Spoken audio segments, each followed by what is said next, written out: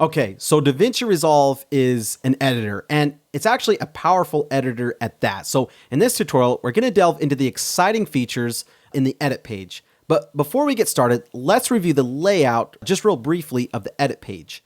At the top left, we have the browser window. This is where our timelines and media are organized and referenced throughout the project. In the top center is the source window, which allows us to see which clips we have selected from the media pool or the timeline. This viewer will always show the complete duration of the scene footage, even if you're only using a small part in your timeline. It is also where we'll set the in and out points for the source material by clicking these buttons here at the bottom. Or better yet, we can use the keyboard shortcut I to set an in point and the keyboard shortcut O to set an out point. With in and out point set, just simply drag the timeline for a basic overwrite edit. To the right of the source monitor is the program monitor. The program monitor displays what's in the timeline or what ultimately will be exported. We can click the drop-down menu at the top of the program monitor to quickly switch between the different timelines. Other options to have quick access to different timelines are the tabbed and stacked timelines feature. If you click on the timeline view option icon right above the timeline, you'll find a button that lets you enable tabbed browsing and the stacking of timelines. When you first turn this on, a timeline tab bar appears above the timeline, displaying a tab for the currently open timeline that contains a close button, a timeline pop-up menu to switch the tab to display another timeline from the media pool, and a plus icon to add another tab. If you have multiple versions of an edit or different scenes from a film on different timelines, with tabs, you can easily jump between them for review.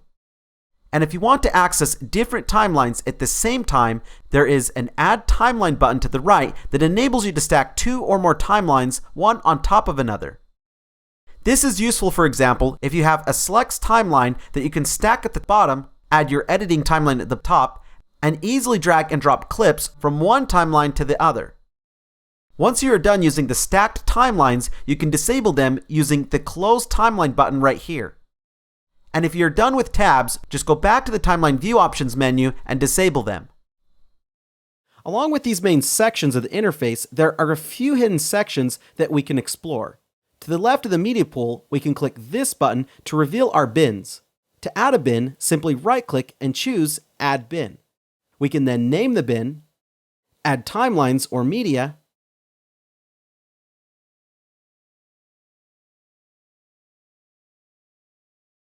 and nest bins within other bins.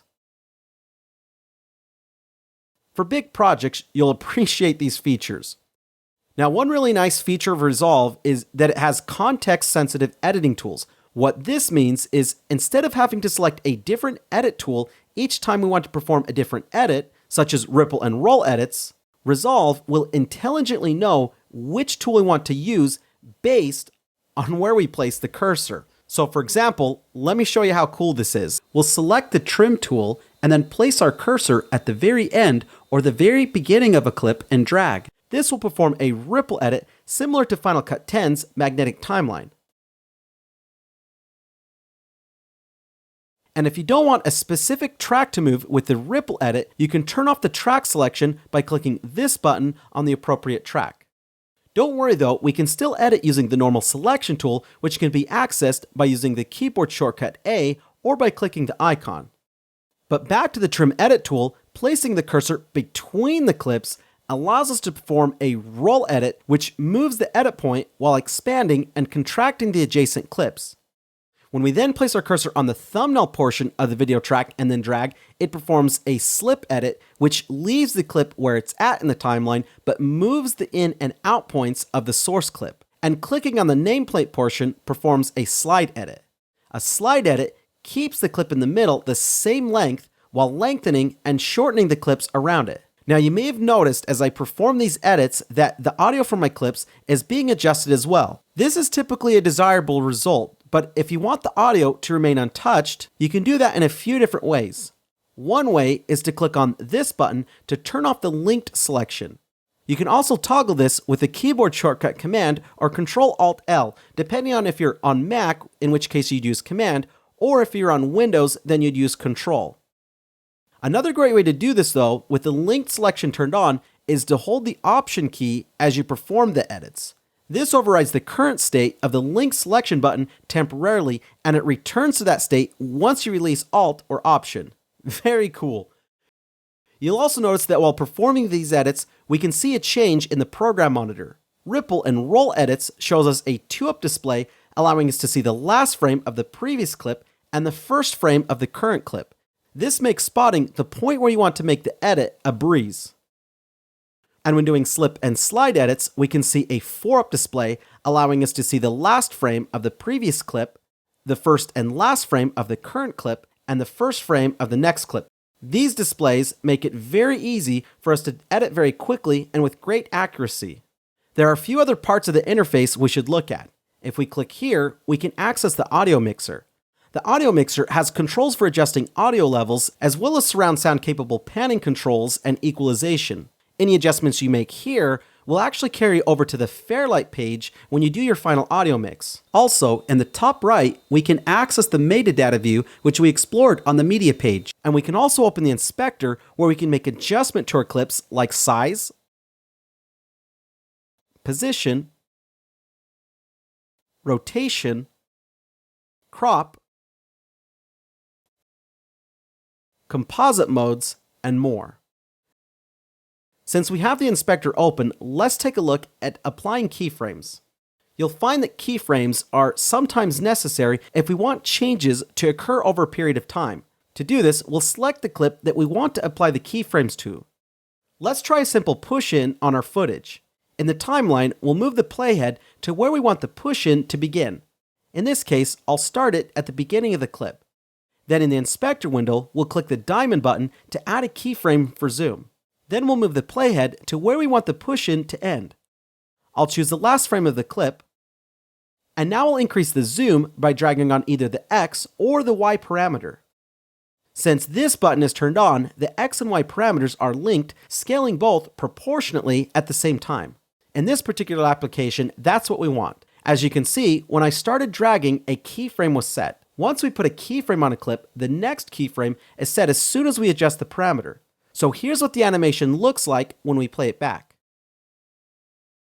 All of these parameters can be keyframed, or you can make changes to these over time. Now, what else is really cool in Resolve is that we can manipulate the keyframes even further. In the timeline, if we click on the diamond on the clip, we'll be able to see all the keyframes on the clip.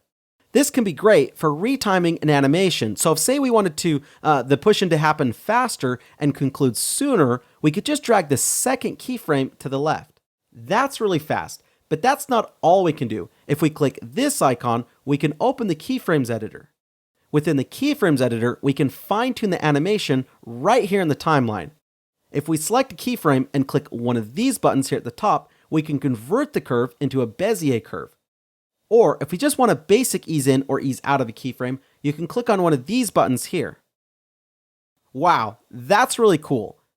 Another nice feature is the ability to add markers and flags to identify moments in clips and things to keep track of.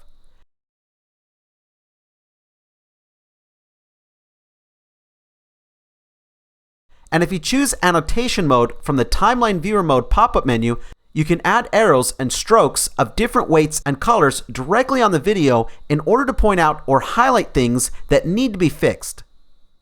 These annotations are stored within markers, and once those things are fixed, you can select any marker and press delete.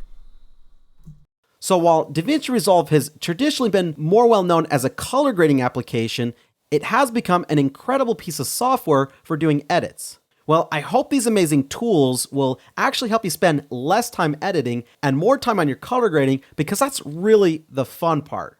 So in the next video, though we're not quite ready to get to the color page, I'm going to show you in more depth how to use these tools during the course of an edit.